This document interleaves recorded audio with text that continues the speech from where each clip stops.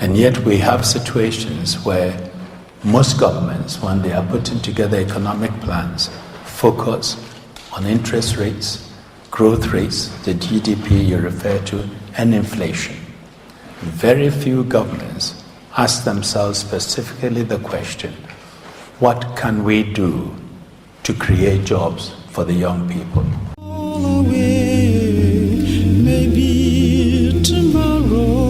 Hello lovely viewers, you are welcome back to the final and third session of What Does Tomorrow Hold?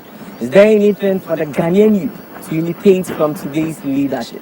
As earlier said, and then that but who? And this reminds us of our former late president, Professor John Evans Hatamos, when he had heard of the mishap which was ongoing, and he went to stand in front of the officers of the custom and spoke harshly to them because they deserve it. And this is what he says in the paraphrase. Officers of customs, you are Ghanaian people, you are Ghanaian citizens, and you have to help us build a better Ghana. But if this is the kind of attitude you have, if this is the kind of behavior you portray, then you are not helping us in any way, he said. And I should let you know, I was waiting for the Anna's video to be shown, and that confirmed the reports that I've been having all along.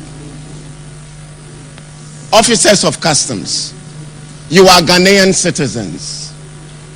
You have to help us to build a better Ghana.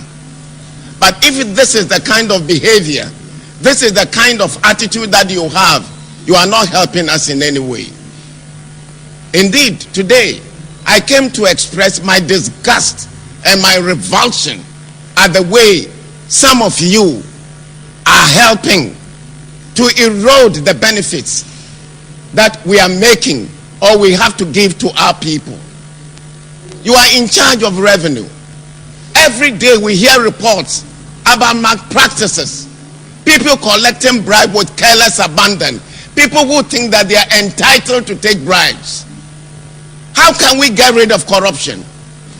I'm not saying that nobody should appreciate the work that you are doing, but when you make it a condition, somebody should give you some money before you perform your duties.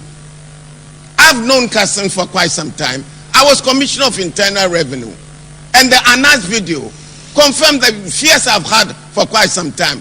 Look at yourself. I want to talk very frankly to you. And I think it is right. Let's talk about our transport system, most especially with the long distance. You ask yourself, those who are driving the U-turn buses, are they angels? When it gets to the police checkpoint, they are not being taxed of anything.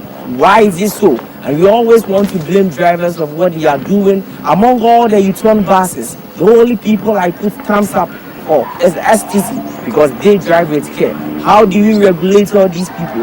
Let's talk about proper checks. As earlier said, why is it that when you get to the police checkpoints, they are not being checked? Why? Could someone tell us why?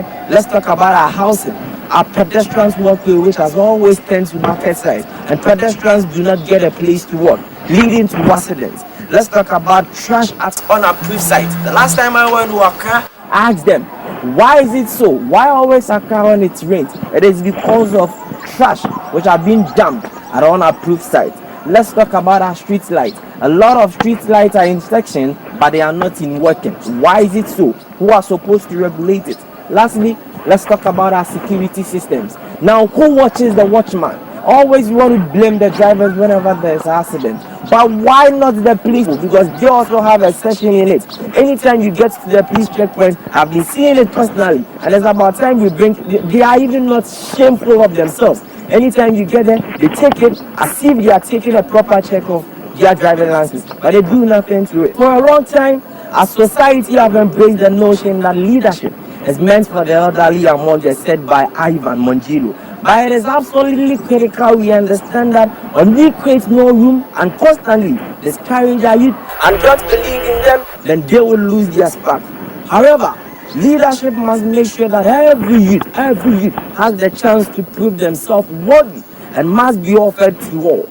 Michael Rubin, a human rights educator in Tanzania, says that the youth, and explain that the youth needs to be at the center of the decisions that affect them. It is about time that we imitate the good and circumvent the bad style of leadership from today's leaders.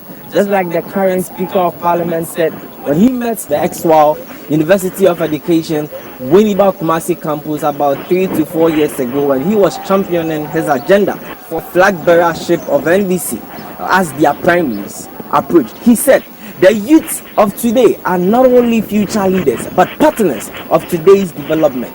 Now, regardless of what you have heard before, young African leaders like Patrice Lumumba from Democratic Republic of Congo, Thomas Sankara from Burkina Faso, Paul Kagame from Rwanda, Kofi Anna from Ghana, all showed up for leadership position during their youthful age. Francis and Dr. Steve noted that the time has come for the Ghanaian youth to change from being abused and disillusioned to being driven for social cohesion, human rights, justice, sustainable development, and economic good.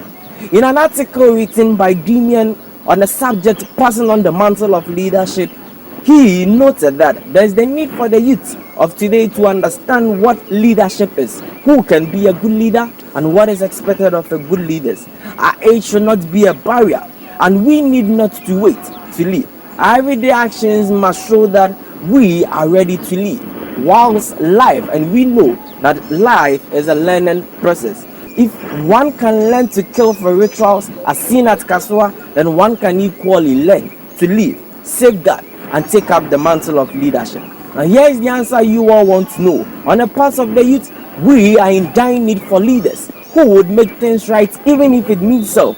We need a leader who would make things right, meaningful, persuade, and explain his actions. We look up to a leader who is courageous, not to mislead us, empathy towards citizenry, a leader who has a sense of duty and a greater good. We want a leader who does not seek position to enrich self. The good shepherd knows his flocks. We need a selfless leader who knows their people, live with us, identify our challenges, give us a concern. We need leaders who are ready to care, committed, and ready to offer guidance and direction. We do not need leaders who lack personal discipline, and rather leaders who accept failure as a learning process and move on. Let me conclude with the words of Kofi Anna. Kofi tells us as youth that it is our word now, and we need not to wait to lead. Leaders must encourage us to take up responsibility. He further noted that we need not to be old to lead. We know within ourselves when we must lead, when we're suited to act, and when to organize friends to take up responsibilities. We should not hold ourselves back. Some old folks will tell us to keep quiet and make silent. When did we grow old? Yes, they will do that. But he encourages us not to be mute and be cowed by that. He further reiterates, let's keep hope, be courageous, ask questions, and take actions when they are right. Together, the Youth for Education believes we have a dream. Maybe tomorrow, but I pray at least today.